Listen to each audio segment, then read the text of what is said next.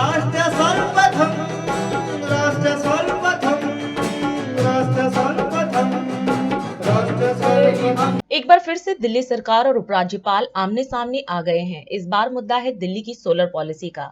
दिल्ली सरकार ने दावा किया कि उपराज्यपाल विनय कुमार सक्सेना ने सरकार की सोलर पॉलिसी पर रोक लगा दी है। इस मुद्दे को उठाते हुए आप मंत्री ने एक प्रेस वार्ता को संबोधित करते हुए कहा कि सरकार ने पिछले दिनों नई सोलर पॉलिसी की घोषणा करते हुए कहा था कि दिल्ली 20% बिजली इस सोलर पॉलिसी के जरिए उत्पादित कर पाएगी। लोग फ्री बिजली का इस्तेमाल कर पाएंगे, लेकिन दुर्भाग्यपूर्ण बात है कि इस पॉलिसी को रोक दिया गया है। उन्होंने कहा कि सोलर पॉलिसी एक उत्कृष्ट नीति है और इससे प्रदूषण में कमी आएगी और जनता को बिजली बिलों से राहत मिलेगी। 29 जनवरी 2024 को दिल्ली सरकार, अरविंद केजरीवाल जी की सरकार ने अपने कैबिनेट में एक नई सोलर पॉलिसी पास की।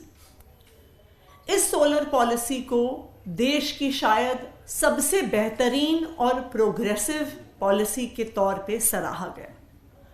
यह एक ऐसी पॉलिसी है जो दिल्ली में रहने वाले 400 यूनिट से ज्यादा बिजली कंज्यूम करने वालों को भी जीरो बिजली का बिल मिल सके, इसका प्रावधान करती है।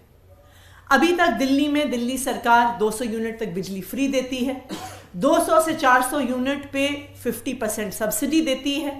लेकिन ये पहली बार एक ऐसी पॉलिसी आई जिसके माध्यम से 400 यूनिट से ज्यादा बिजली प्रयोग करने वालों का भी बिजली बिल जीरो हो सकता था। तो स्वाभाविक बात थी कि दिल्ली के लोगों ने इसका स्वागत किया, इसके प्रति बहुत उत्साह बना। जब से मुख्यमंत्री जी ने इसको अनाउंस किया, उसी दिन से हमें फोन आने लगे, व्हाट्सएप आने लगे दिल्ली के अलग अलग हिस्सों से कि हम कब से इस पॉलिसी के तहत सोलर पैनल लगवा सकते हैं।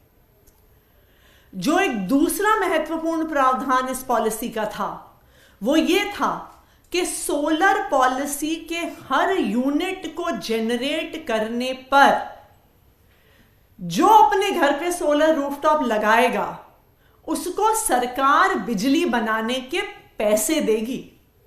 दैट मीन्स कि अगर मेरे घर के छत पर सोलर प्लांट लगता है, मैं जितनी बिजली जनरेट करती हूं मुझे फ्री तो मिलेगी ही, लेकिन उसके अलावा सरकार इस सोलर पावर जनरेशन के लिए मुझे अलग से पैसे देगी।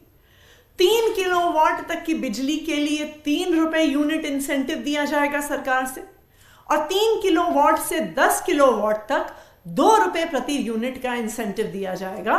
तो ना सिर्फ मेरा बिजली का बिल जीरो आएगा, मैं सोलर पावर प्लांट के माध्यम से, रूफटॉप सोलर पावर प्लांट के माध्यम से पैसे कमा भी सकती हूं।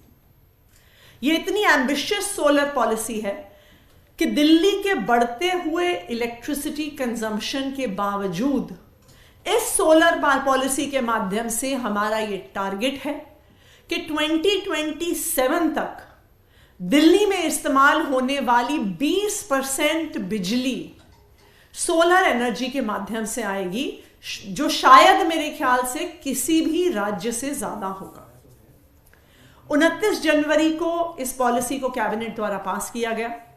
उसके 2-1 दिन बाद एक ऑफिशियल नोटिफिकेशन कैबिनेट के डिसीजन का आया। फिर पावर डिपार्टमेंट ने इस फाइल को एलजी साहब के पास भेजा।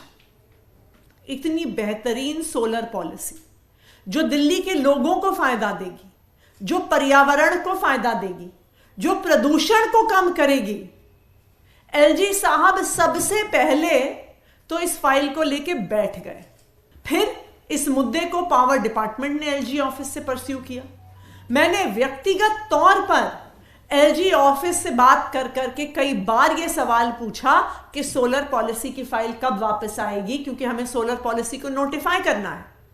यह ऑब्जेक्शन लगाने का सिर्फ एक ही ध्येय है कि इस पॉलिसी को रोका जाए और अगले महीने आने वाली आचार संहिता से पहले इस पॉलिसी को नोटिफाई नहीं होने दिया जाए, इस पॉलिसी को इंप्लीमेंट नहीं होने दिया जाए।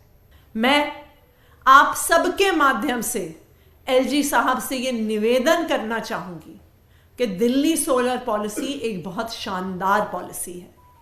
उससे ना सिर्फ दिल्ली वालों को फायदा होगा, बल्कि उससे दिल्ली में पोल्यूशन रोकने से आग्रह है।